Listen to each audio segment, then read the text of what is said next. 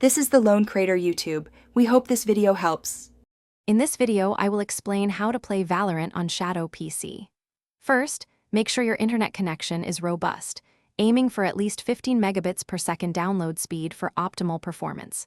Next, download and install the Shadow PC application on your local computer.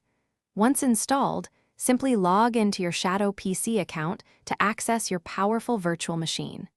This initial setup is crucial for a smooth gaming experience. Now that your Shadow PC is ready, let's get Valorant installed. Open the web browser directly within your Shadow PC environment. Head over to the official Valorant website to download the game client. Once the download is complete, run the installer and follow the straightforward on-screen prompts to finish the installation process. It's just like installing it on a regular computer, but it's all happening in the cloud. To ensure the best Valorant experience, optimizing your settings is key. Within Valorant, adjust the in-game video settings to find a good balance between visual quality and smooth performance. A common recommendation is setting the display resolution to 1920 by 1080 pixels.